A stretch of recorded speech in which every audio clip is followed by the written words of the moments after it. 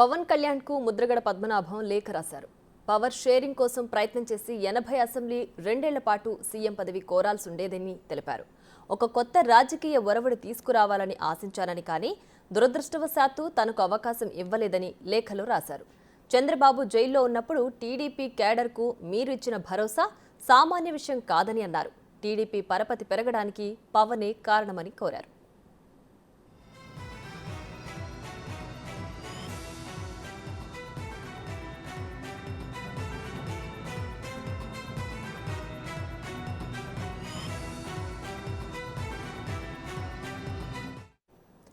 పవన్ కళ్యాణ్కు ముద్రగడ పద్మనాభం లేఖ రాశారు. పవర్ షేరింగ్ కోసం ప్రయత్నం చేసి 80 అసెంబ్లీ 2 ఏళ్ల పాటు సీఎం పదవి కోరాల్సి ఉండేదని అన్నారు.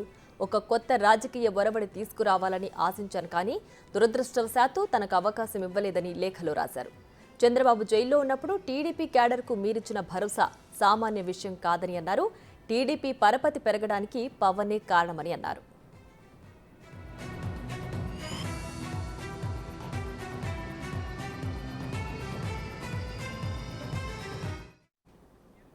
ఇదే అంశానికి సంబంధించి మరింత సమాచారం మా ప్రతినిధి రాజేష్ లైవ్ లో అందించడానికి సిద్ధంగా ఉన్నారు. రాజేష్, చెప్పండి. ముద్రగడ పద్మనాభం పవన్ కళ్యాణ్ కు బహిరంగంగా లేఖ రాశారు. అయితే అందులో కొన్ని విషయాలు ప్రస్తావించారు. 2 ఏళ్ల పాటు సీఎం పదవి కోరాల్సి ఉండేది, అలాగే ఇంకా ఎక్కువ సీట్లు అడగాల్సి ఉండేది అని చెప్పి కూడా ఆయన ఆశించారని చెప్పి లేఖలో రాశారు. దీనికి సంబంధించి పూర్తి డీటెయిల్స్ ఏంటి?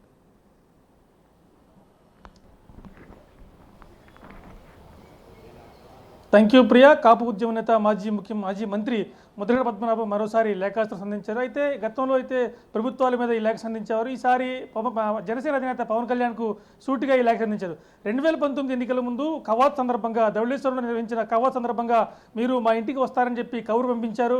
మీకోసం నేను ఎదురు చూశాను. అలాగే ఇటీవల కాలంలో అయోధ్యకు వెళ్ళొచ్చిన తర్వాత మళ్ళీ వచ్చి మిమ్మల్ని కలుస్తాను, డిసెంబర్ 25, జనవరి 12 తేదీన 3 తేదీలు ఇచ్చారు. ఆ తేదీలో వచ్చి కలుస్తానని చెప్పారు.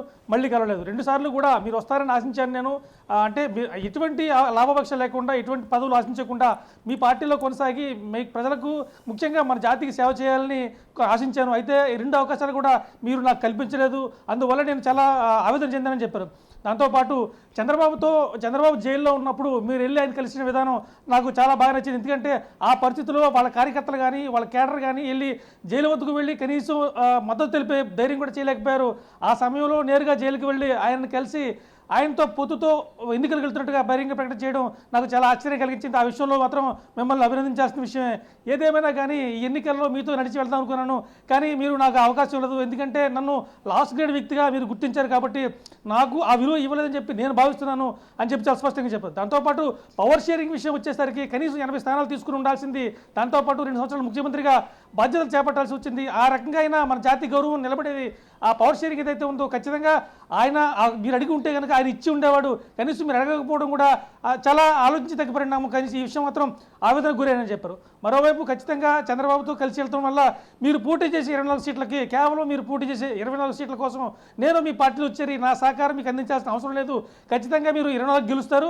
నా అవసరం కూడా మీకు రాకూడదని కోరుకున్నానని చెప్పి ముద్రగడ చాలా సుదీర్ఘంగా లేఖ రాశారు. అది గతంలో కూడా ఈయన లేఖ రాసినప్పుడు ముద్రగడ విషయంలో అందరూ స్పందించారు. అయితే ఈసారి మాత్రం నేరుగా పవన్ కళ్యాణ్కి లేఖ రాయడం, అంటే 2 సార్లు మీరు మా ఇంటికి వస్తానని చెప్పి రాకపోవడం, మీరు మీతో పాటు పార్టీలో కొనసాగాలి, మన జాతి గౌరవాన్ని కాస్త నిలబెట్టాలనే ఉద్దేశంతో ప్రయత్నించడం నాకు అవకాశం లేదు. ఎందుకంటే నేను లాస్ట్ గ్రేడ్ వ్యక్తిని, అలాగే మంచిగా మిగిలినంత గ్లామర్ ఉన్న వ్యక్తిని కాదు, అలాగే నాకు అంత ప్రజాదరణ ఉన్న వ్యక్తిని కాదు. సో ఇటువంటి కారణాల వల్ల నన్ను గుర్తించలేకపోయారని అనుకుంటున్నాను.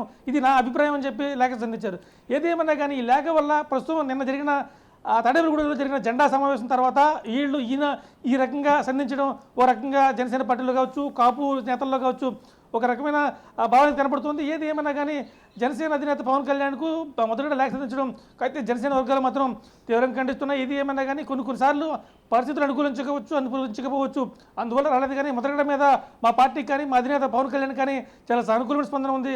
అవకాశం కుదరక అంటే సందర్భాలు అనుకూలించక కలవలేకపోయారు. కానీ ఖచ్చితంగా ఏదో రోజున మళ్ళీ వెళ్ళి పవన్ కళ్యాణ్ ముద్రగడని కిర్లంపూడిలోనే కలుస్తారని చెప్పి జనసేన నేతలు మాత్రం చాలా స్పష్టంగా చెప్తున్న పరిస్థితి కనబడుతుంది. Priya. Right Rajesh, thanks for the updates.